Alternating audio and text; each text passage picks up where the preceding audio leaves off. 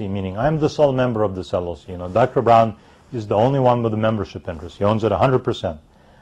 Does the protection apply in exactly the same way as to an LLC that has multiple members? I personally believe that the protection in a single member LLC is exactly the same as in a multi-member LLC. Here's the reason why a distinction is being drawn. Historically, this charging order protection that we are talking about was never designed to protect Dr. Brown.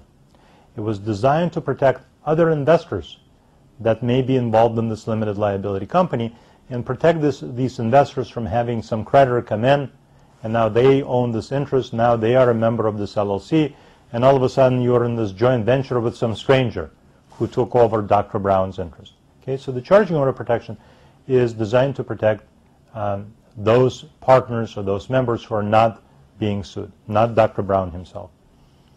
In a single member LLC, obviously there is no one else to protect. Dr. Brown is the only member. So an argument has been advanced by some commentators that in a single member LLC, the charging order protection should not apply.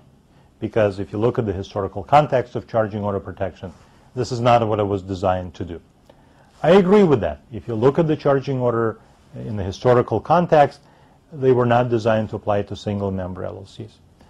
But historical, retrospective is maybe interesting, but it's irrelevant because in every single state in this country, you have a statute directly on point, and the statute provides that a creditor who is pursuing a membership interest in a limited liability company is limited to this charging order.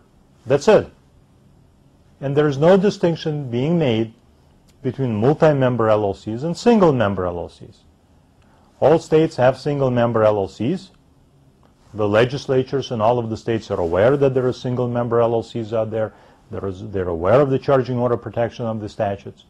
And the statutes do not provide for any sort of an exception for single-member LLCs. So I think if you look at the plain meaning of the statute, and it's as clear as it can be, it applies to any limited liability company, and no distinction is being drawn based on the number of members. There is at least one court case which may be interpreted to indicate otherwise. There's a bankruptcy court decision out of Colorado from about now 6 years ago, the Albright case, which has been interpreted by some commentators to indicate that the charging order protection should not apply to single-member LLCs. Well, if you read the Albright case carefully, you will find that it doesn't really address the charging order protection, and it's not really quite on point. So I think that in most states, single-member LLCs are protected, but if you disagree and if you want to have the certainty of the protection, then bring in another member, give a 1% or 1/10 of 1% interest to a family member, to a friend, to another legal entity, to your poodle, whatever. Just bring in another member so you will technically have a multi-member LLC, and then for sure you will have this protection of the charging order that all LLCs enjoy. There are a couple of kind of practical planning points that I would like to make. One is, if you look at how almost any LLC or limited partnership agreement is drafted, there will be a distribution provision. And this distribution provision provides that the manager gets to decide when a distribution should be made. The manager decides when to distribute, the manager decides how much to distribute. But once the manager decides to make a distribution, how is this distribution made? In almost all cases, in almost every single LLC agreement that I've read, the distribution is made on a pro rata basis, meaning proportionately. It's made to all of the members of the LLC based on their respective percentage interests. Well, think about it. If we have an LLC and Dr. Brown is one of the members, if he is the one being sued, what do we want to be able to do? We want to be able to continue making distributions to all of the other members, but not to Dr. Brown. Well, if we have to make distributions pro rata, that is not possible, because the only way to make it pro rata is to either distribute to everyone across the board or to no one. So what we do in our LLC agreements and limited partnership agreements is we will provide that as a general rule, the manager must make distributions on a pro rata basis. But if one of the members is ever subject to a lawsuit or a collection action, in that case, the manager is directed to continue making distributions to all of the other members, but not to the debtor member. And the distributive share for the debtor member will be retained by the LLC, basically in trust for this member. Okay, so it's not being distributed to Dr. Brown. Another provision that we commonly place into our LLCs, and this is primarily for LLCs in the family setting, is we will put in what's called a poison pill provision. Clients love poison pill provisions because they get to go to parties and tell their friends that their LLC agreement has a poison pill provision, and they feel like James Bond.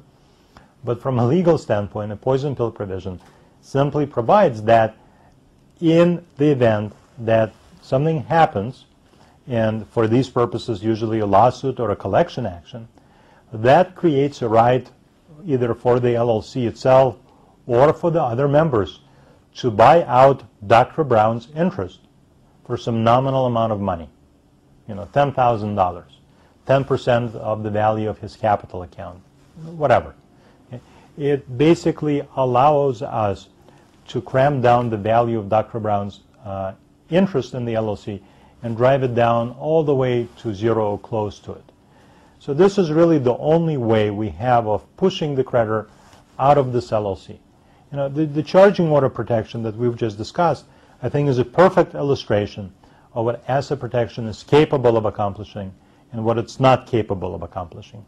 The charging order protection makes an LLC a very unattractive asset for any creditor to pursue. Makes a limited partnership a very unattractive asset to pursue. But at the same time, it does not allow us to force the creditor to walk away.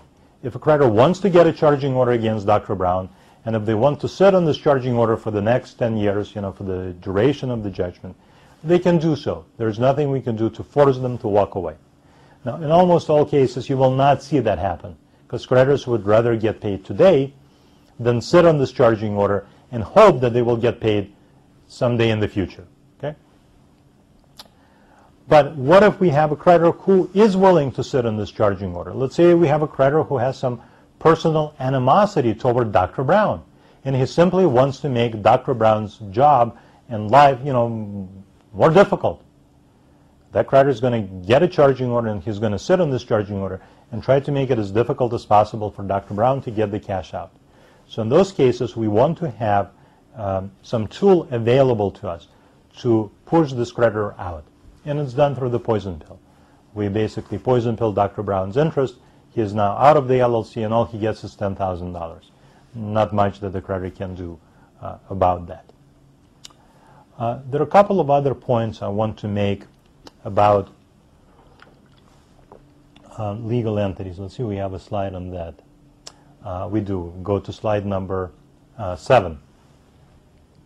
This is a fact pattern that I see very frequently. Okay, so here on this slide, we have a client who owns a business, and this business owns a very valuable asset. Let's say it's, intellectual property, a trademark of some sort, or a patent.